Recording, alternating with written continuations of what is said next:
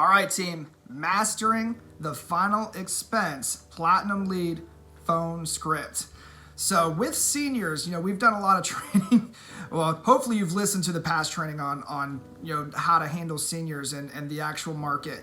I'm not going to go over that. I just want to go over what the actual phone script is. We do have training. If you understand how Workplace works, you could actually type in FE training in the top of Workplace and search all the training that we've already put out.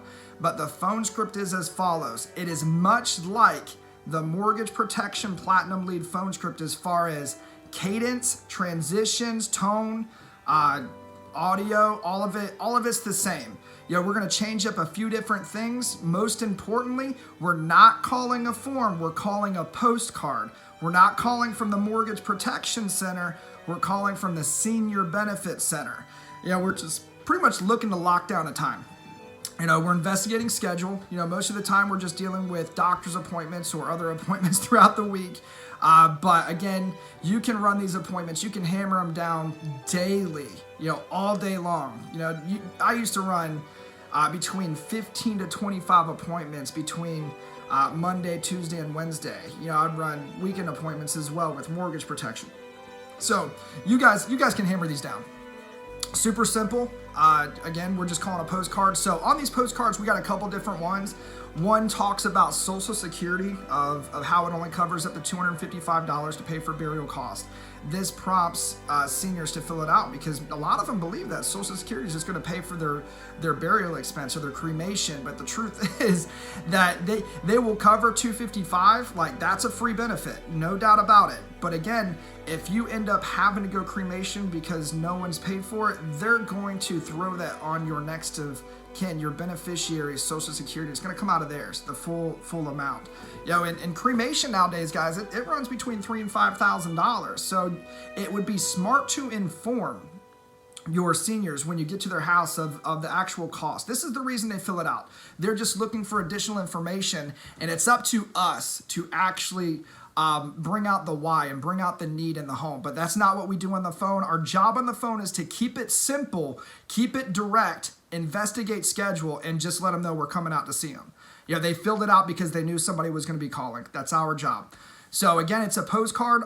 On another postcard, they actually check. They talk about state-regulated programs that help pay for burial costs. And again, this is insurance, right? State-regulated insurance programs. And they actually check 5, 10, 15, 20,000. They'll check it on there. Initial it, send the postcard back. And again, those are our clients. That's how we market to the senior market. We do have an income floor of 20,000, which is cool. It allows us to sit in front of quality people and still be able to take care of them. But these are people that don't have 10, 15, 20 grand in the bank account necessarily available that's allocated just for burial costs. And we're absolutely filling a need and taking a burden away off their family. So when they fill out this postcard, it comes back to us. Again, print them off. If you they're going to come in your op page. If you toggle, go to My Leads, toggle from mortgage protection to final expense, those of you who are throwing in FE drops, and you're going to be able to pull up the leads as they come in. Check on a daily basis. It usually takes about a 3.5 week return to start getting leads back. But again, after that, start checking daily because they're going to start being uploaded into Opt. And then print them off. Don't call them from your computer. Print them off. Keep the form in front of you because you're going to need it. You're going to want to always have your leads with you at all times. That way, when you're out in the field, you can door knock as well. People that don't answer the phone. But when we call these leads, again, we're going to call them. And as soon as they answer the phone, and if it's Joe, we're going to say, "Hey, Joe." And Joe's going to be like, "Yeah, who's this?"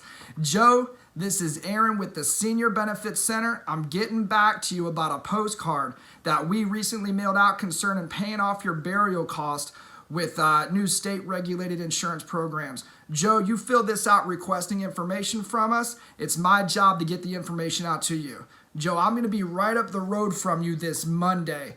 Do you and Tina, do you have any appointments? Are you working on Monday?"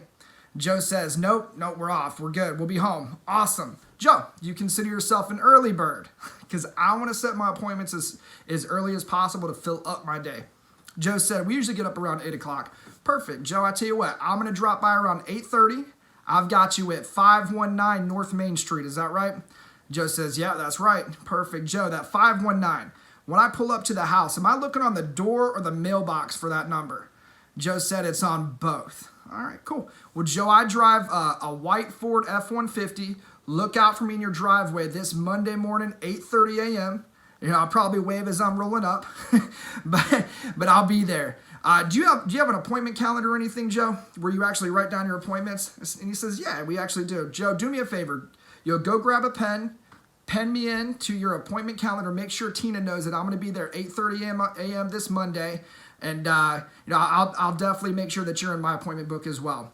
Just to better prepare for our meeting, Joe, any major health issues in the last 10 years or so, any heart attack, stroke, cancer, diabetes, depending on what Joe says, like dig a little further. If Joe says he has diabetes, find out if it's pills or insulin, find out what other medications he's on, find out anything that would pertain to getting more information, that a insurance program would actually dig into.